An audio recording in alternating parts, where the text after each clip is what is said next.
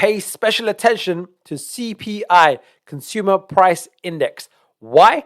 Because major trend reversals are happening in and around this date, and it's a monthly announcement.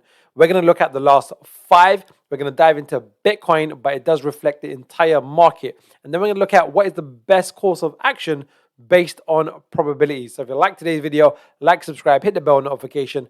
Let's dive straight into Bitcoin and look at CPI. So when we're looking at this consumer price index, I've just drawn the last 5 dates. We can see the last announcement in June was on June 10th, and then we had a big reversal to the downside. Then the next announcement was in July 13th, and we had a big movement to the upside. The next one was August 10th, and then we had a nice movement to the downside. And then the next one was September 13th, a nice movement to the downside. Then October 13th, this movement here was quite a wide bar, and then we had a nice movement to the upside. Now, we've already had this movement to the downside, but we've got an announcement coming up on the 10th of November. So what is the best course of action? Well, there's a couple of things that we want to take into consideration, just even outside of CPI as well, Consumer Price Index. And we said this months ago, back in June.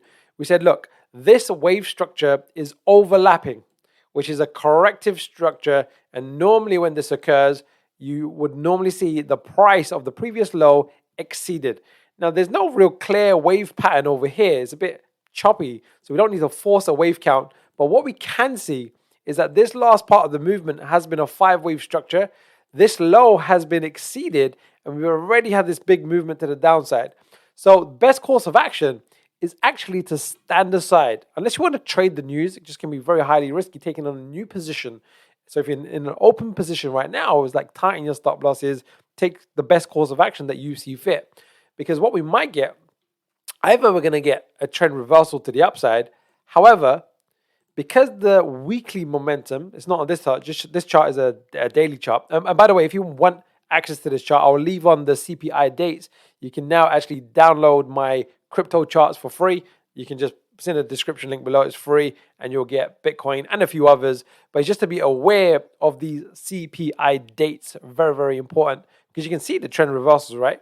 So we're probably going to get some type of reversal, but rather than trying to preempt it, we can just wait, let the market do what it's going to do. It's going to be probably a very volatile day. And then in terms of the wide price range, the highs and the lows are probably going to be quite wide. Yesterday was really wide as it is leading up to CPI. So it'll be interesting to see. And then we'll look to have a trend continuation trade, and that would really be important as well. So what we want to do is protect ourselves. So one of the things I'm going to recommend you do, because I cover it in the 4 secrets about how to do risk management, capital preservation, locking in profits, but also when to stand aside from the market.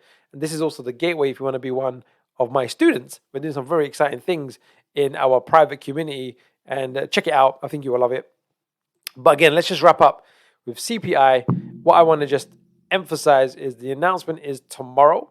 Now, if we were long Bitcoin, right? We traded this part of the market with Bitcoin.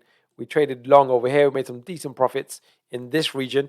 If we were still long and not stopped out, I would have just tightened our stop loss really close to the market, because it's going to be volatile, but we've already had this volatile day. I'll finish with one last thing, because the overall pattern position in this region over here is not that clear.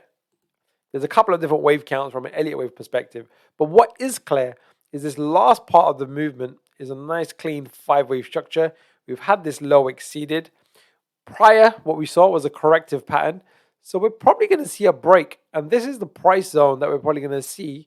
And there is another price zone below this as well. But rather than, again, trying to guess what the market's going to do, because there's a big news announcement tomorrow, we can just allow the market to do what it's going to do, stand aside, and then make a business decision on a trend continuation. We can look for pullbacks, and there'll be some good opportunities over the coming days.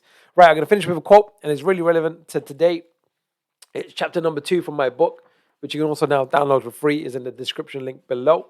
It's Warren Buffett. Rule number 1, never lose money. And rule number 2, never forget rule number 1. There's only really 3 positions you can ever take in a market. There's long, where you're buying. There's short, where you're betting on the market going down. And there's stand aside. And if you're not in any current positions, standing aside is a great position, because you're not emotionally attached to any positions, and you can just look. That's from a trading perspective. If you are holding your underlying tokens, then just be prepared for very volatile movements over the next coming days. So there you have it, CPI. Pay attention to the date. The next one is on the 10th of November, and we'll see what happens.